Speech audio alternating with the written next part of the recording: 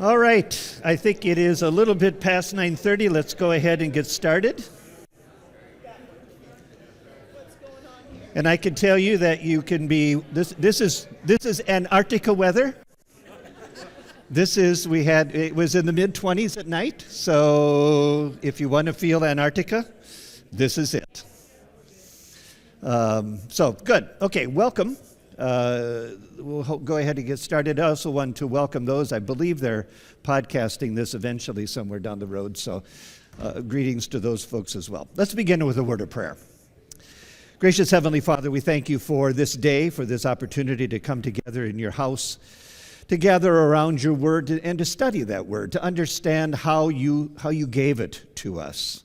And we thank you so much for giving us that Bible, those books that unlock for us the mysteries, the depth of your love in our lives, your Son Jesus, and for all of that. We ask you to send a rich measure of your Spirit upon us as we continue our study.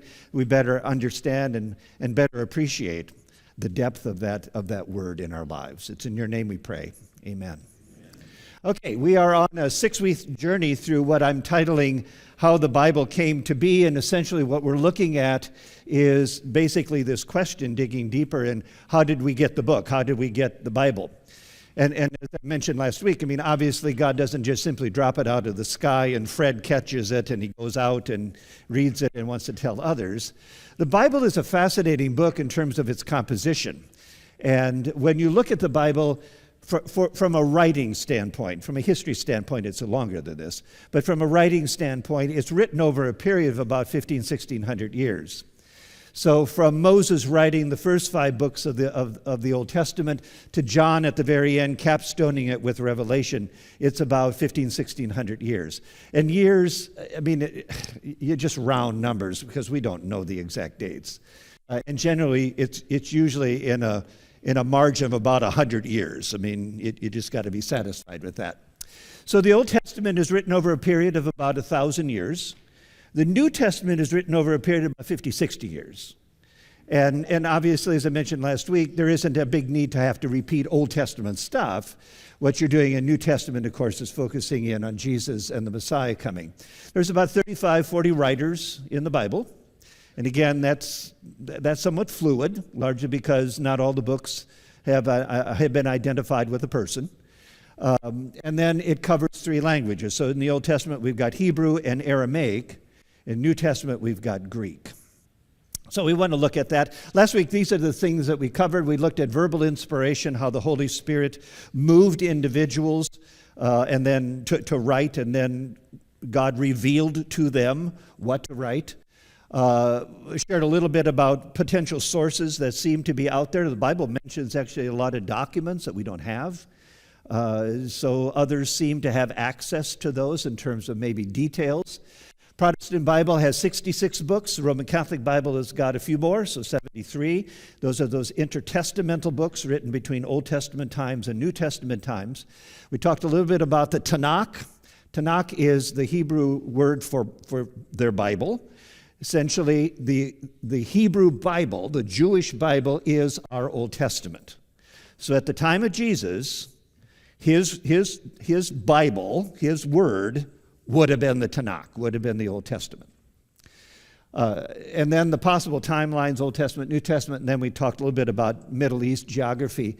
And just as a reminder, this is sort of a zoomed-in view of the Middle East. So you can see Turkey, Iraq, Iran, Afghanistan, Saudi Arabia, Yemen, where the whole bombing and stuff is just below Saudi Arabia, and then Egypt. So the area that we're primarily interested in is this area right here. That's where sort of the Bible story takes place. Mesopotamia is the name of this. I looked up what Mesopotamia means. It means between 2 rivers. Good question. I had no clue what Mesopotamia. It was like Meso, it seems to be middle, but no. Actually, it's a Greek word for between 2 rivers, between Tigris and Euphrates, which the belief was that's where Garden of Eden is located at. So. And that's also known as the Fertile Crescent, where that arrow is at is, of course, Jerusalem and the whole high point of Jesus coming, being crucified, and being raised from the dead. So we're looking at 3 different divisions. They're 2 weeks each. We're in the second week of the writing section. Today we'll get into specifically writing. Next 2 weeks we'll talk about manuscripts, the development of manuscripts, actually the books. And then the third section over those 2 weeks will be hermeneutics. Hermeneutics is simply just a churchy word for how to interpret the Bible.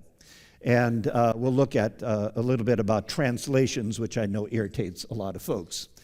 So we'll look today at the writing materials, and I would just, there's a lot of details. I mean, actually, I was looking through what I put together, and I was thinking, gee, I'm really bored with this. So I hope you don't get bored today going through some of the details. But the reality is, there's a history of how written language sort of moves information through the Old Testament. And I would be careful about getting too bogged down in details or minutia. It's actually stepping back and looking at the big picture. Because when you're talking about Abraham and Moses and David and Solomon and conveying information from generation to generation or from person to person, you've got to be aware of the fact this is the material that they had to write stuff on. And it may help you to better appreciate the English Bible that we've got today. I mean, when you go back 3, 4, 5,000 years ago, I mean, this isn't people writing on paper. And understanding why it is so difficult even today to find manuscripts, because they've decayed. Over time, they just evaporate. So we'll talk a little bit about that, and I'll show you some pictures today. So these are the seven sort of layers of materials that people would have been working with in biblical times. We start with stone, we got clay, we've got wood and wax, as I mentioned last week. That's sort of the iPad for the Roman Empire. You've got metal, ostraca, which is simply just broken pottery. And then the two main ones that have sort of survived into our day is papyrus and then the leather parchment thing. I think a lot of people, when they think of Old Testament, when they think of ancient times, I think I probably was like that when I was younger, is that you sort of imagine individuals as being somewhat unsophisticated. You know, they're sort of cave people. Because when you think of David and that time frame, you think of Abraham. I mean, we know these folks are Bedouin people. I mean, they live in tents. And they move around. They're very mobile. Are they any less intelligent?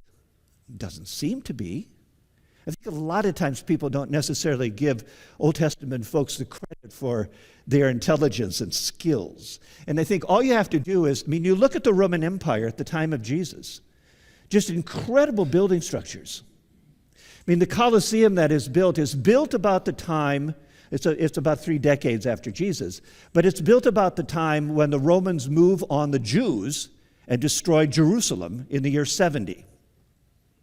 The Colosseum was started in 69.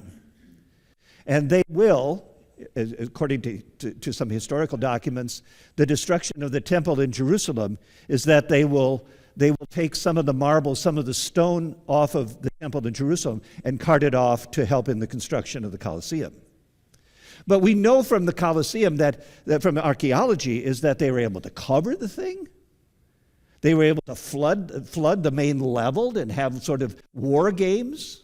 I mean, that's pretty intelligent people.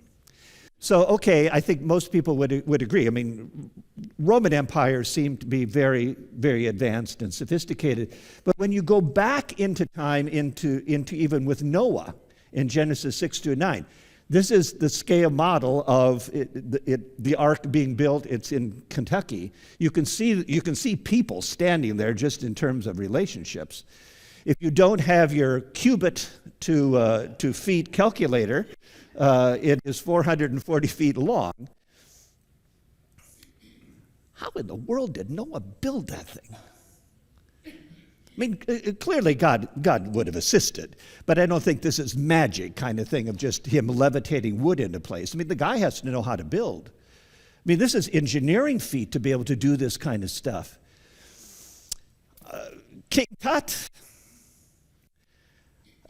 I've always been fascinated by him. How many people have ever seen any parts of his display? Because some of it was in Houston.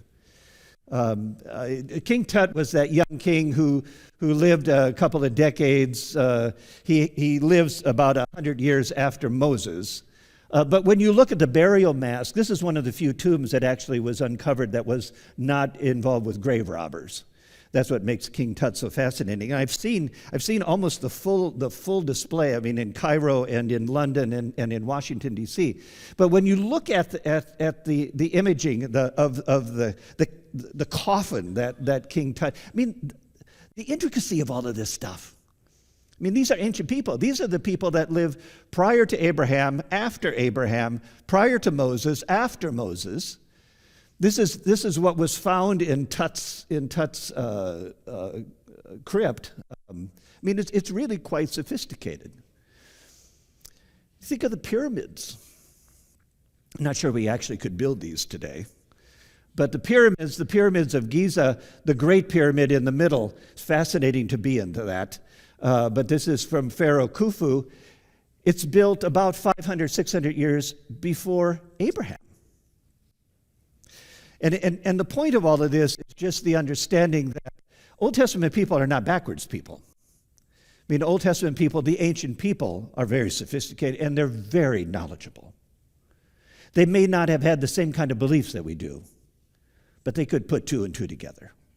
They were able to live their lives in quite incredible moments. This is the Hanging Gardens, what they believe is the Hanging Gardens that would have been in Babylon. The Hanging Gardens are built about 600 years before Jesus. In Old Testament timing, we know that about the year 586, the Babylonians come in and destroy Jerusalem, and they take over. They destroy the southern kingdom of Judah. The Hanging Gardens, when Daniel and stuff were carted off to Babylon, they would have been exposed to this kind of architecture. I mean, again, the point is that Old Testament folks are not necessarily backwards people. And so when you talk about writing and sophistication, I mean, it's like, did they scratch things out? No, actually, writing was around. And so the emergence of writing is, we know that there was formal writing, where people could write things down and read it at least 3,000 years before Jesus. And it's likely that actually there was writing before that. The only thing is we just don't have any artifacts from it. And so artifacts that have actually writing on it, they've been discovered all the way back about 3,000 years before the time of Christ. And I'll show you some pictures of that. A lot of it would be cuneiform, because that's sort of the language that came out of this Fertile Crescent, this Mesopotamia. Hebrew comes out of cuneiform. This is, interestingly, a beer receipt that dates back to about 3,000 years before Jesus. Probably a Vershbotten receipt, right? Wouldn't you like to get... Somebody should turn in a clay tablet to Steve, see if he would pay it. But the Semitic languages that we're talking about, particularly with Hebrew, is that the Semitic languages across the Middle East are written from right to left. Remember, English is just the opposite way. And I think a lot of people view, Hebrew as sort of backwards because you write right to left. And I have to tell you, for left-handed people, that is, I love it. I love it because I'm a left-handed person, so is my wife. And you read it from right to left, top to bottom. You can see that on this tablet, there are boxes. So you move from concept to concept to concept in the pictures. The holes in this one, well, you can see I think you can see them okay on the screen, but you can see, I mean, you don't know how to read cuneiform, but it's a picture language. And so you can see on here those little stalks of grain. Those are barley. And over here is the beer jug. And the holes up on top tend to represent quantity. This is a receipt. This is numbering something. the holes all represent numbers. You can again see that barley sign. There's the beer jug or whatever is fermented, because the barley is inside of that jug. Very, very picture-oriented language. And this is the earliest, I believe, the earliest cuneiform that actually has this as a signed document. This is the signature of somebody. I mean, this stuff dates back centuries and centuries before the time of Jesus. One of the questions is, what language did Moses speak? I mean, everybody sort of, I think, assumed that the guy spoke Hebrew, or early Hebrew. But the reality is with Moses is that he grew up in Pharaoh's household. He lived in Pharaoh's household for about 40 years. Remember, this is the story of Pharaoh deciding that the Jews are growing too rapidly and killing the baby boys, and that Moses' mother puts him in that basket into the Nile, and that's Pharaoh's daughter who rescues him, brings him into her household. He is raised in the household, but the nurse happens to be his biological mother, who likely was teaching him a little bit about Hebrew, maybe, or whatever language the Jews were speaking at the time. Was he bilingual? I'm assuming he knew hieroglyphics and Egyptian. Abraham, he lives about 600 years before the time of Moses. We know that Abraham's wife dies, Sarah's wife dies. Abraham decides to buy some land. And when you go to Genesis 23, he gets a deed for the land. Remember, he haggles out, we talked about that in Genesis. He haggles out with Ephron's, for the property. He found this cave, he wants to bury his wife there, and in the end, Ephron agrees, and they have a legal document. And in fact, the deed is given to him in verse 18 to Abraham as his property in the presence of all the Hittites who had come to the gate of the city. I mean, it isn't the fact that he's just speaking the deed. I mean, there's evidence of it. Don't know, I mean, that hasn't survived, but there would be evidence that there was some kind of written material. So let's talk a little bit about each of these things. One would be stone. Stone, of course, is sort of a given.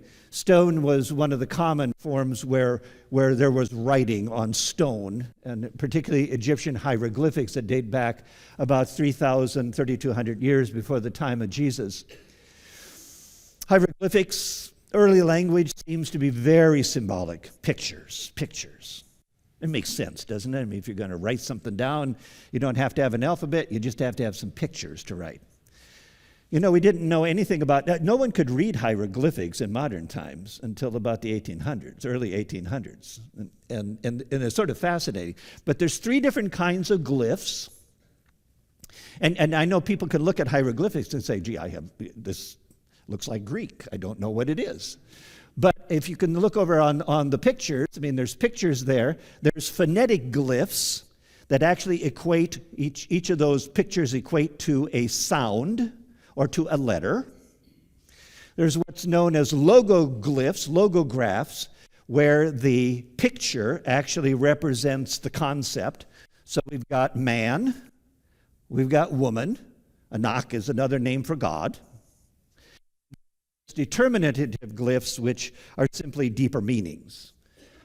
So I think everybody has probably, well, I mean, when you look at hieroglyphics, I mean, again, it sort of looks like Greek. Pretty pictures. Whoever chiseled all of these things out, I mean, they really did quite a good job, quite honestly, and could stay in the lines. But you can see that things sort of repeat. This chick represents either the letter W or O. So as you put things together, actually you can interpret what Egyptian hieroglyphics are. So if you've heard of the Rosetta Stone, and actually the Rosetta Stone is located over in the British Museum, and you can look at it. It's a great document, but it's part of a much larger stone that hasn't survived, but a portion of the rock did.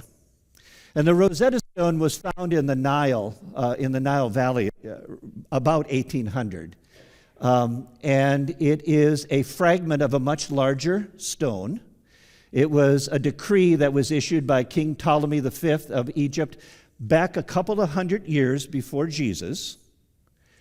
And what the amazing thing about this is how people learned how to interpret or how to read hieroglyphics. It's the Rosetta Stone. Because the Rosetta Stone is written in 3 languages. There's hieroglyphics at the top.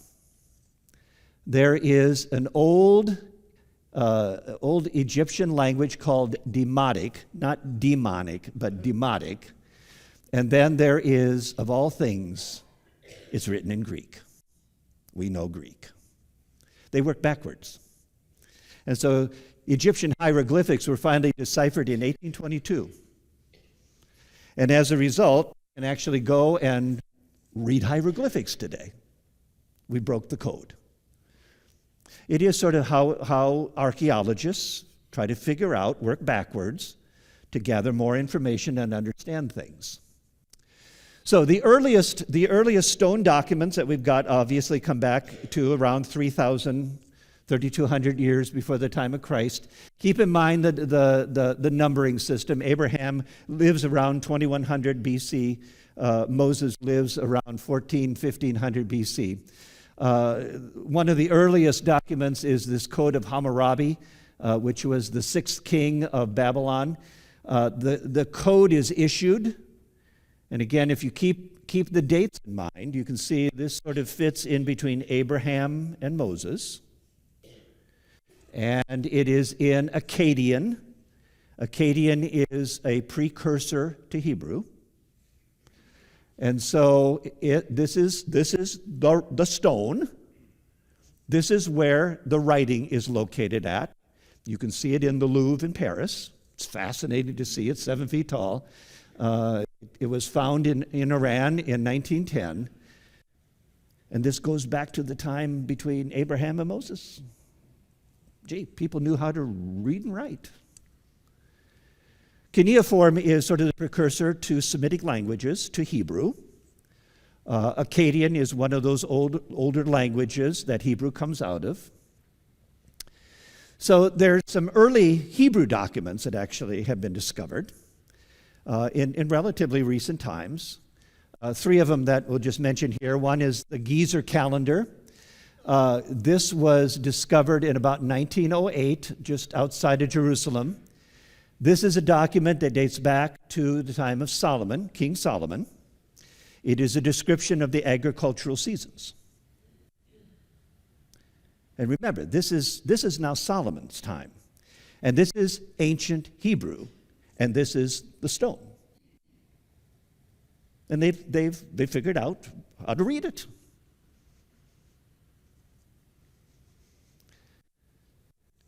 The inscription on Siloam. This is an interesting one because it also connects into the New Testament.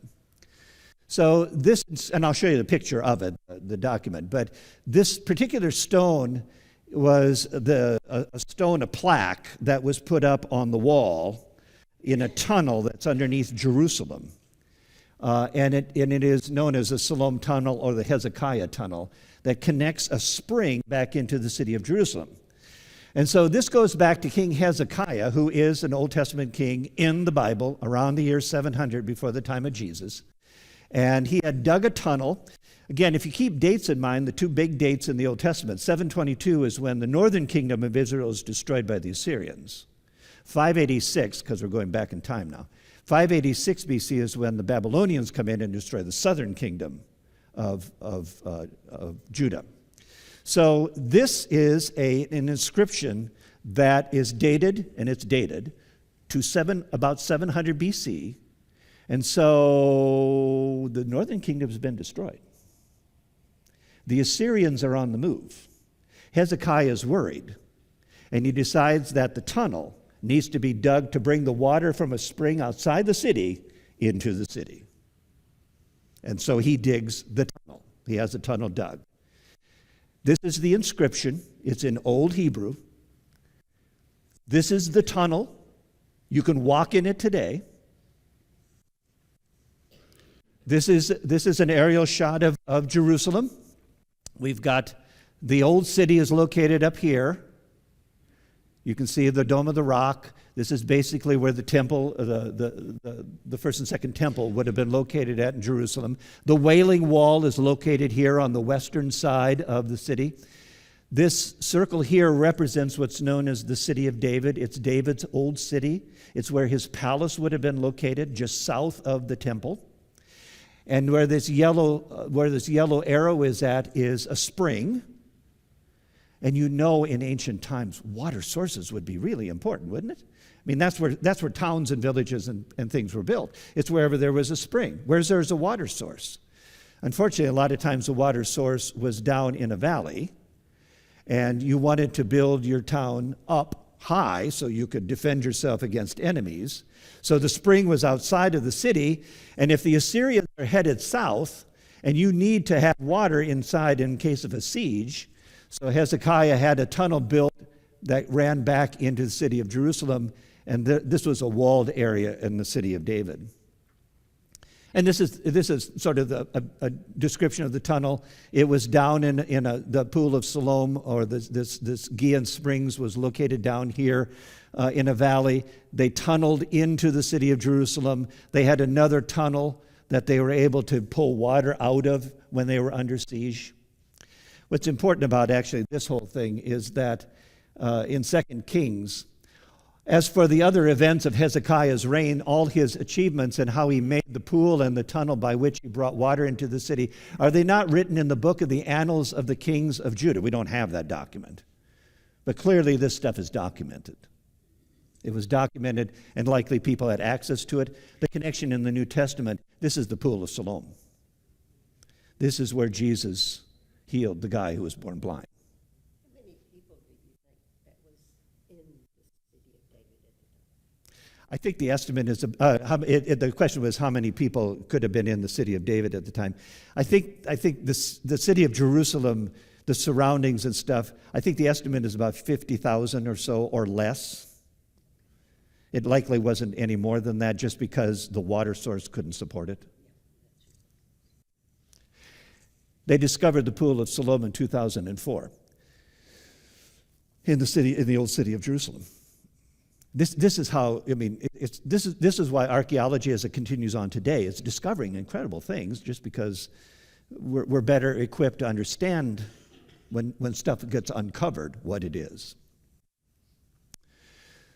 The third item here is the Moabite stone. This was a stone that is referenced, the king of Moab in 2 Kings. He was trying to revolt against the Jews, and this is a stone that commemorates the revolt against Israel. It was actually discovered in 1868. This is the only inscription of Yahweh, the personal name of Yahweh, outside of Jerusalem that's been discovered. And this is ancient Hebrew. I mean, if you've seen Hebrew today, and I'll show you a picture of it, but if you see Hebrew today, that's not really how it looks. But this is ancient Hebrew, and it's this evolution of language over time. So we know we got some stone documents that were written on stone. I mean, the Old Testament, the Ten Commandments were. Moses broke the first copy, but he got a second copy. But in Exodus, we've got, and Deuteronomy, we've got the reference to the Ten Commandments. It's likely that it looked more like this if it was written in ancient Hebrew. Don't know. Was it written in hieroglyphics? I mean, the Jews that would have been enslaved in Egypt likely would have known hieroglyphics, would have known Egyptian. So in Exodus 31, when the Lord finished speaking to Moses on Mount Sinai, he gave him the 2 tablets of the testimony, the tablets of stone inscribed by the finger of God. Wouldn't it be great to have that document? Would love to know what language God is writing in, and how Moses would have known what that meant. He broke the first set. Remember, he came down from the mountain. He was so upset with the people because they had built the golden calf. And he breaks the commandments, and God says, come up, we got to get another copy. So, Exodus 34, the Lord said to Moses, chisel out two stone tablets, like the first ones, and I will write on them the words that were on the first tablets. Oh, by the way, you broke. And so in Exodus 34:28, Moses was there with the Lord for 40 days, 40 nights without eating bread or drinking water, and he wrote on the tablets, so Moses actually has to do the recording, wrote on the tablets of the covenant, the 10 commandments. That's the second copy is what gets put into the Ark of the Covenant. So writing's around. I mean, Moses clearly was literate. He knew how to read. He knew how to write. Deuteronomy, and it shows sort of the perpetuation through the stone. When you have crossed the Jordan into the land of the Lord your God is giving you, set up some large stones, coat it with plaster, write on them all the words of this law when you have crossed over to enter the land the Lord your God is giving you. And that was a common custom, is that you could have stones and then you would put the plaster on it, and then you would write it and it would harden. That's a lot of actually what survives out of Egypt. These writings into columns. It isn't the fact they necessarily chiseled everything as much as it was they had plaster on it. They knew how to, it was that special mixture of plaster, and it hardened. When we were digging in Israel, when I was on the archaeological dig, we actually discovered in one of the areas in the dig site, there was, and this dated back to probably about 400 AD, is that there was the way that we would put baseboard on a house, there was plaster. The plaster was shaped like our current baseboard in white. Joshua does this. That, of course, stone doesn't survive. Paul, we know that Paul was very literate. One of the interesting references I thought might be good to just raise up, there's a guy by the name of Erastus. He was in Corinth. And in 1929, there was actually a stone that was discovered in Corinth. And Erastus, we know there was an Erastus in Corinth who was the city treasurer. Edile is the word for it. But this inscription in stone was actually discovered. And it says, and you don't actually have to know a lot of Latin or a lot of Greek.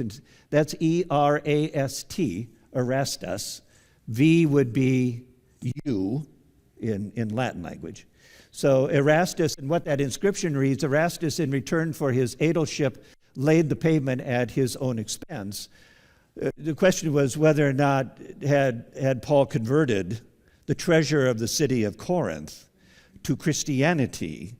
And he's mentioned actually 3 times in the New Testament. So there's the inscriptions that have been found in stone have been really quite fascinating. So clay. Clay is another form of writing surface in Old Testament. This is really very common. There's over 500,000 clay tablets that have been discovered with writing on it over the centuries.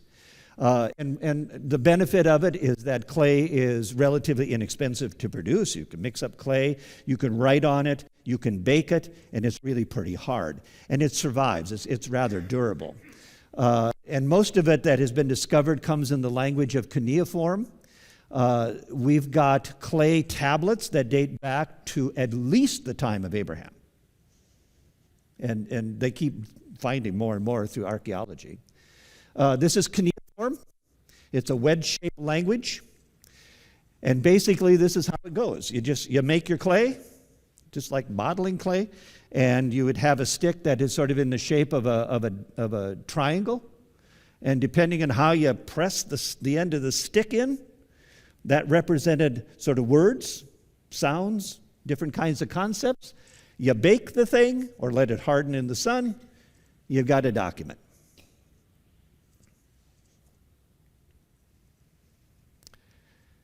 Now, cuneiform is very complicated. And so when you look at the early days of like hieroglyphics and symbols, I know you can't see. This is the column that's on the left are different symbols, and the variations of that symbol run across it.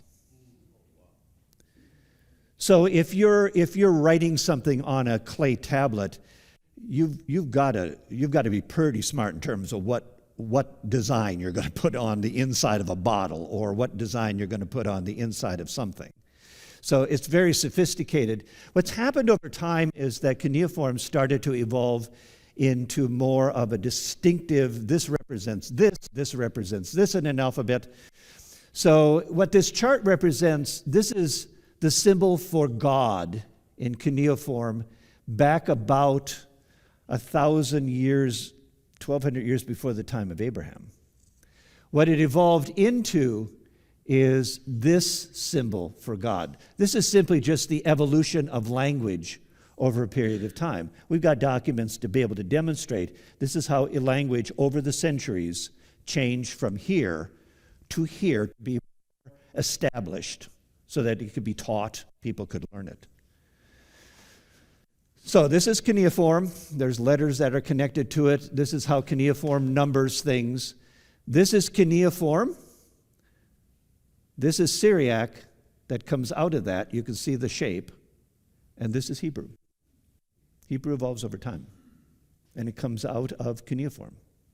And it's a Semitic language written from right to left. This is sort of a language tree. Semitic is not a negative word. Semitic is simply a descriptive term that was created back in 1781, and it's referenced the Shem, the guy Shem. But what it is that it describes a series of languages that sort of all emerge out of cuneiform. And so ancient Hebrew is in there with Aramaic, which likely is the language Jesus would have spoken. And Akkadian, the old Akkadian language, branched over. So when the Jews were carted off into captivity for 70 years at the destruction of Jerusalem in 586, the Babylonians would have been using Akkadian. It's like Daniel and all those. If they didn't know it, they would have learned it. And so when Jews come back to Jerusalem and settle it, I mean, that's likely a language that they brought back, but then they started to develop their own personality, which emerges eventually into Hebrew. So again, I know the screens aren't large, but Aramaic is located right here and runs this way. This is Hebrew. If you're able to see some of this, you can see that Hebrew and Aramaic look very much alike. And so the Semitic languages, it's just fascinating in terms of when you look in history of writing, the similarities behind some of these things. And this is a hexagon-shaped clay tablet that goes back to 720 or so. 722 is when the northern kingdom of Israel is destroyed. This is Sargon. He's mentioned in the Old Testament. This is his response to the Jews not wanting to pay tribute to him and wanting to secede from Assyria. This is Elba, Syria. This is a library that was discovered, as it had been in archaeology. Over 16,000 clay tablets were discovered in this archaeological dig. I mean, that's the condition that they're in. It's hard to read some of them, but it's a library, and it's clay tablets. Okay, so now we sort of, as we talk about writing material, and there's evidence, I mean, Ezekiel talks about, now, son of man, take a block of clay, put it in front of you, and draw the city on it. This was the prediction that city of Jerusalem is going to be punished by God, and I can give you the picture. Draw it on the tablet. In Jeremiah, it's God said to Israel, take these documents, put both the sealed and unsealed copies of the deed of purchase and put them in the clay pot so that they will last a long time. We're going to see some of this stuff in the Dead Sea Scrolls that were discovered in the 1940s. So the third sort of section of material is wood and wax, which is sort of interesting. It was very common during the Greek and Roman times. And you know, to sort of follow the whole written side of things, if you're writing a long letter or you're writing a book, can you imagine carting around clay tablets? I've got a book for you to read. Bring the wheelbarrows. See, this is one of the issues back in the Old Testament, is that as Moses is writing, what are you writing on, Moses? I mean, it's not likely that Genesis, Exodus, Leviticus, Numbers, and Deuteronomy are on stone tablets, because quite honestly, where are you going to store those things? 10 Commandments can be. I mean, sure, it's stone. It's durable. It's going to last. Put it into the ark. But what about the books? Well, the Greeks and the Romans started to use wood and wax.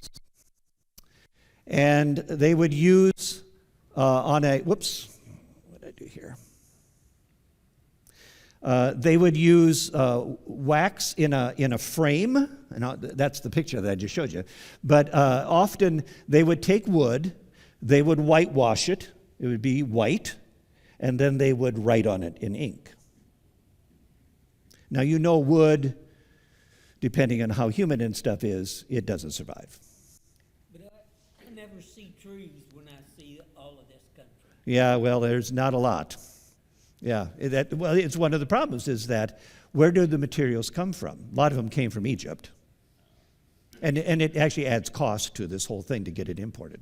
And also, this may sound silly, but if you have a tablet, can they do both sides? Yes, yeah, I'll show you that in a second. Yeah. Can you see both sides of a tablet? So the Romans used this kind of style as a notebook, sort of this ancient iPad kind of approach. If you take these tablets and you put them together, they started referring to them as a codex. And that word will become our word for book. So whenever you have a codex mentioned, which we'll talk about next week, that's a book. That's multiple leaves of something.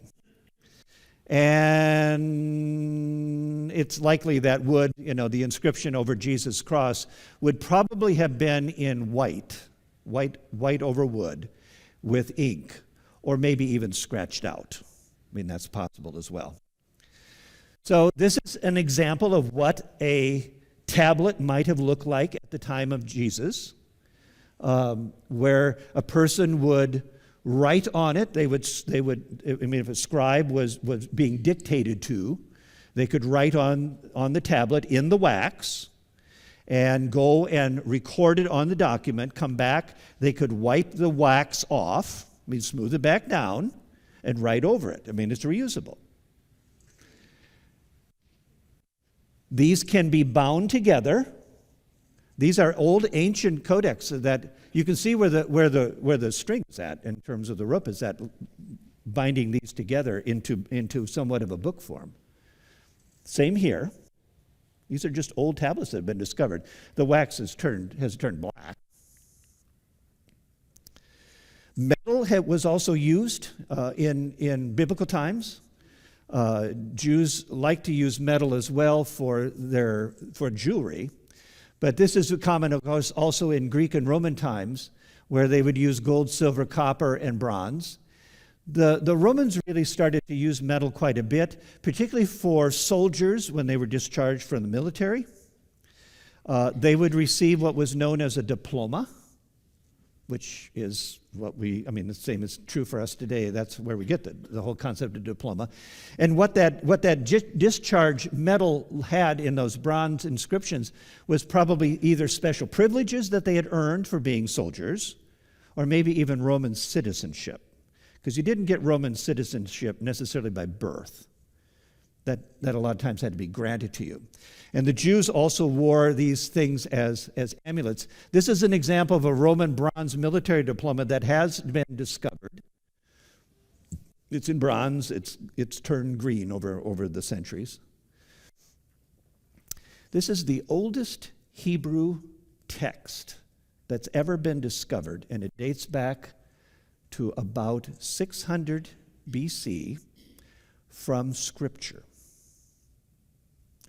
It's rolled up. This is how they found it. It's that thing right there. And they unfolded it very, very carefully. And lo and behold, when they unfolded it, they discovered that was inscribed on this metal was Numbers 6, verses 24 through 26. It's the blessing that we quite often will give in this worship facility at the end of worship. Lord bless you and keep you. The way that the amulet worked, they would write those passages on metal. They would roll it up on a string. They'd wear it as a necklace. The time of Jesus, a lot of the religious leaders, they would have Bible verses written on paper, on parchments, and they would wear it in the front of their head, the phylacteries. It was always to be in front, the word to be in front of you. This one was found in the old city of Jerusalem, so just below the Temple Mountain. That's why it's still, that's a hot archaeological site there. They dig farther and farther, they find more and more. Ostraca, this was a common one. They have these big ceramic pots. They break. But they leave big pieces. I think I brought some that I have back at home from our archaeological dig. They're cheap. They're broken pieces. I mean, you could throw them out, but quite honestly, the big pieces, why not write on them? And so they were durable. I mean, the pieces are, and relatively smooth. And here's some examples. The one in the lower right is from Jeroboam II, who is one of the kings of Israel. And this is what has been discovered, a receipt for goods to the palace of the king. We've got tax receipts. I mean, they didn't, I suppose they just carry a few broken pieces. You give them the receipt right as you move there. Papyrus, of course, is a smooth surface that is easy to write on. Papyrus basically coming out of Egypt. The word papyrus will eventually become our word for paper. And it's the issue that how do you carry around stone tablets, clay tablets, wood, all that kind of stuff. Papyrus was sort of the answer. Now, papyrus has been around for millennia. The earliest papyrus documents go back to about 3000 BC, so before the time of Abraham. So papyrus was around. But the problem with papyrus is that it's not very durable. It does deteriorate over time, and it was extremely expensive to make. So even if you could read and write, you probably necessarily couldn't afford the paper. And it came out of Egypt. And papyrus is very, very useful. I mean, you can make it into, you can use it for fuel. You can eat it. Rope baskets were common. Likely Moses' basket that he was in the Nile could have been made out of papyrus. They a lot of times would use the skins of papyrus for sandals and so forth. So papyrus, this is Egyptian papyrus that grows along the Nile River, very, very abundant. In Isaiah and Job, there's a mention of papyrus boats. So, I mean, it's an incredible weaving opportunity that must have existed.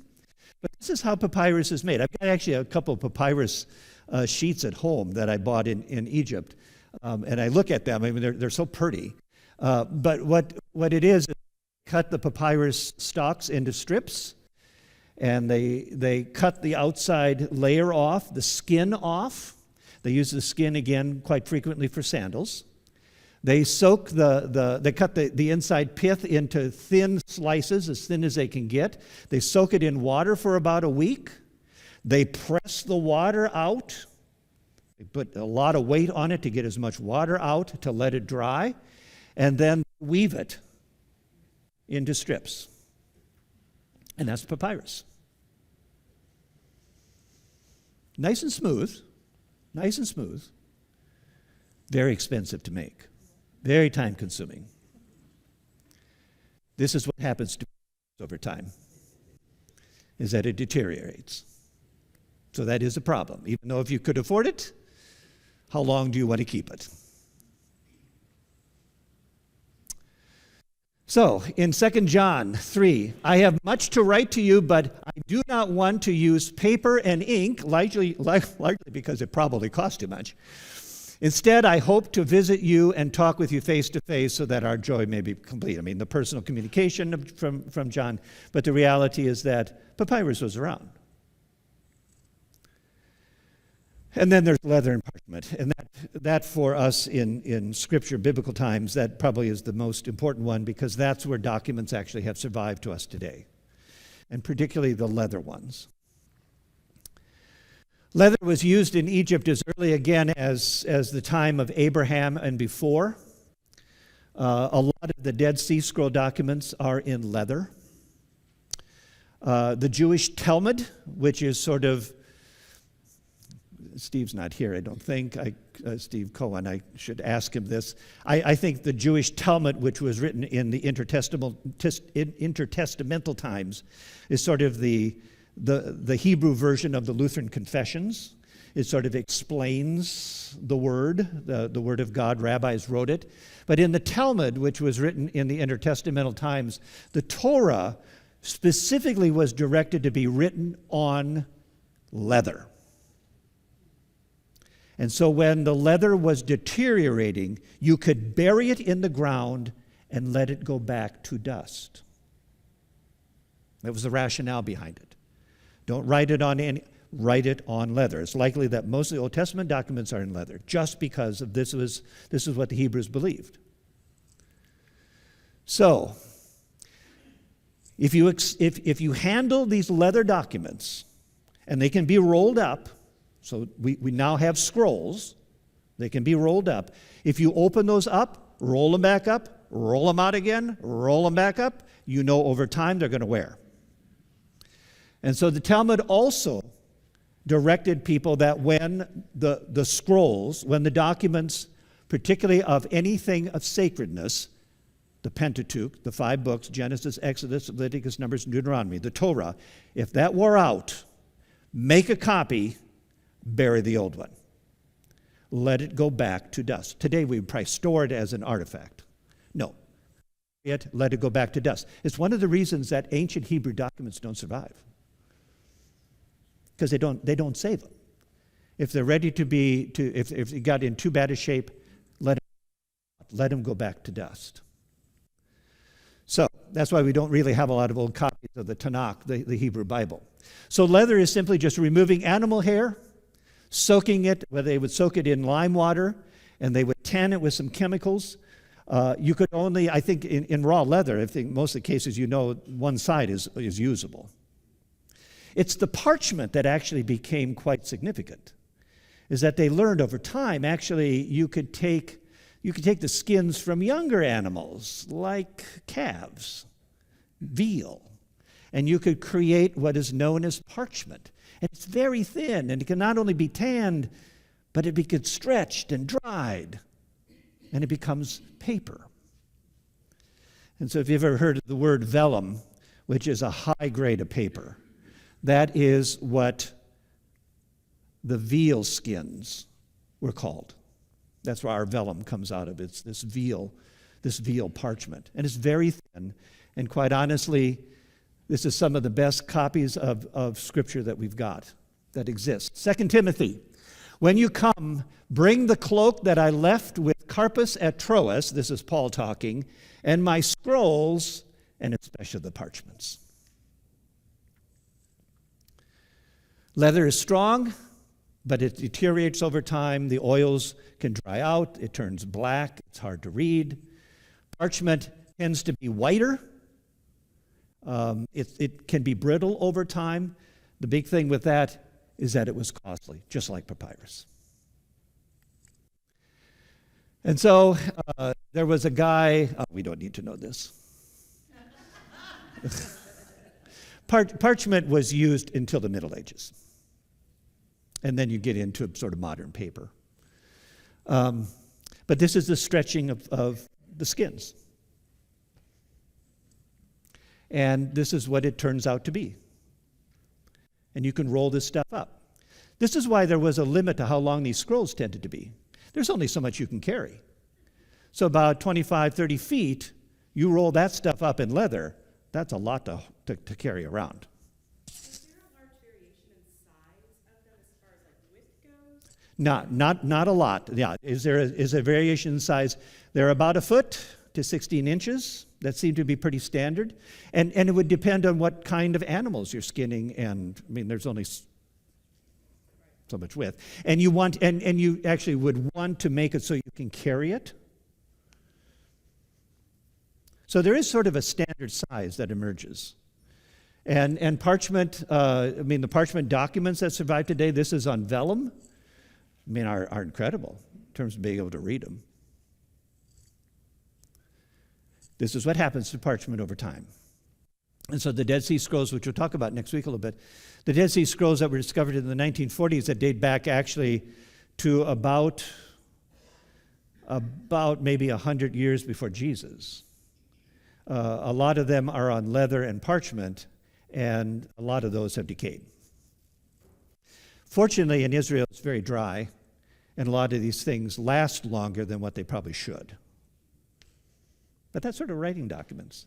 So when you look at all that stuff, I mean, the reality is, and going through all of this, is that when you think of Moses, and Moses in particular, because he's the first one that we believe writes God's word out. I mean, he starts out with stone. We get that one.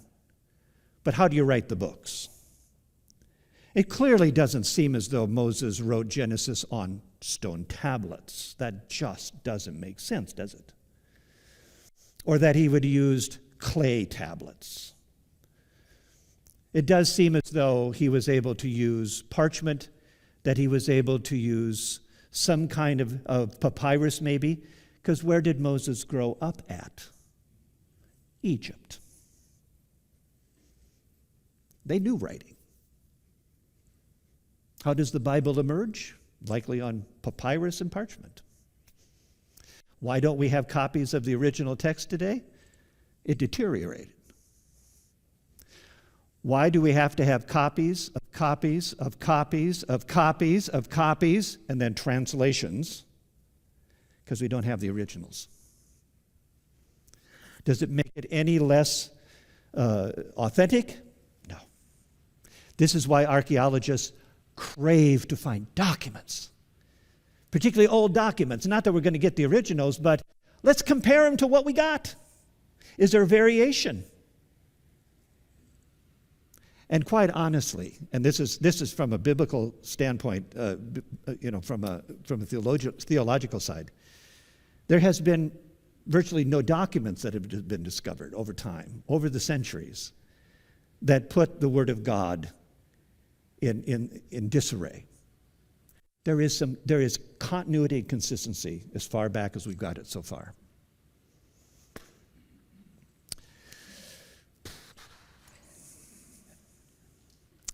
I know that's a lot of detail, and as I said, don't get bogged down in the details of all this stuff. Just think back a little bit to the big picture.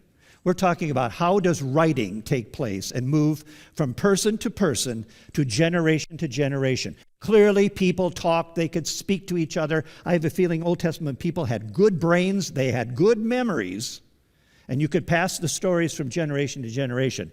But eventually, that stuff has to be written down.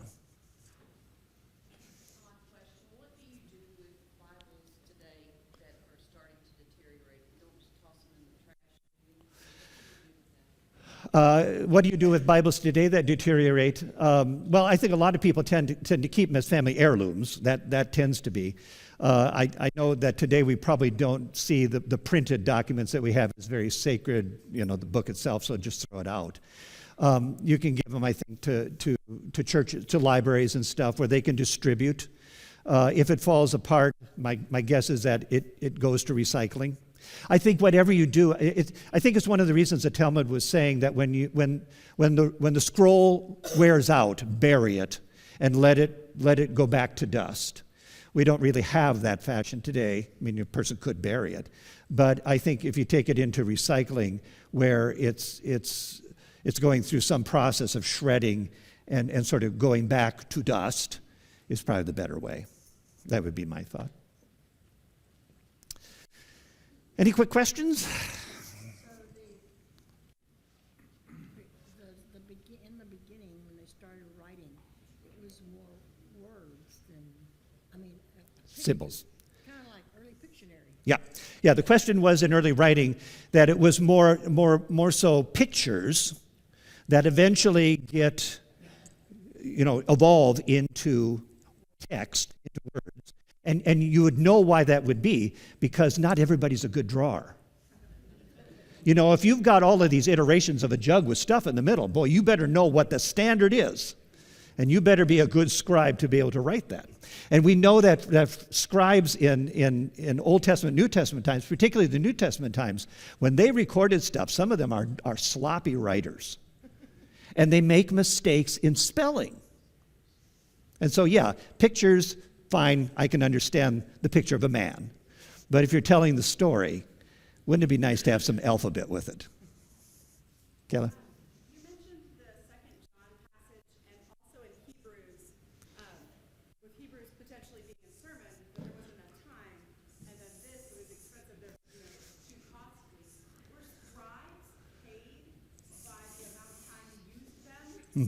Yeah. Yes. How would you? Scribes tended to be a common thing where you would dictate to somebody who is in a scriptorium. And probably that's sort of the multiple scribes that would be hired. They'd be hired for a certain specific time frame, and that somebody would stand up front and they would read the text phrase by phrase, and the scribes would all record them. And it depends on how good the writing was for each of those scribes was the quality of the copy. How would you take dictations on a stone? That would be hard. Yes. That would. How do you dictate dictation in stone? It's very tough. Just a question on the Dead Sea Scrolls. They were pretty recent, 47, I guess. Yep. And you said that nothing has contradicted in any major way. As far as There's variations of texts, but nothing that changes. That Jesus isn't. That the Jews weren't waiting for the Messiah and sort of the biblical principles that we hold to. There are some differences in texts, and that's sort of like English translation differences from reading the King James Version to like the English Standard Version. And we'll talk a little bit about that the next couple of weeks. What was their ink? It had to last.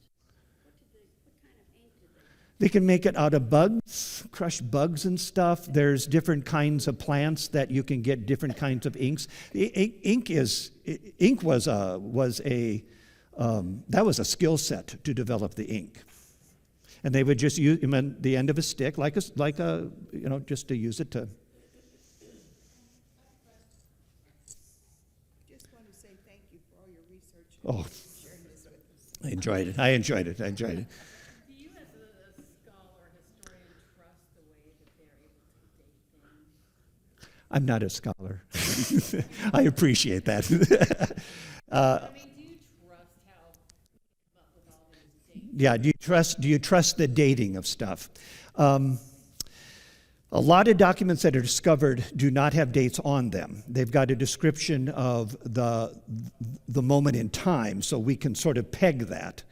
The significant documents actually have been carbon dated, and that actually is pretty. I'm comfortable with that. So they take a piece, they burn it, and then see the carbon deterioration over time. A lot of the significant documents that we hold sacred have been verified because there are forgeries. There are actually forgeries that were put out over time. That's how you discover whether something is new or old.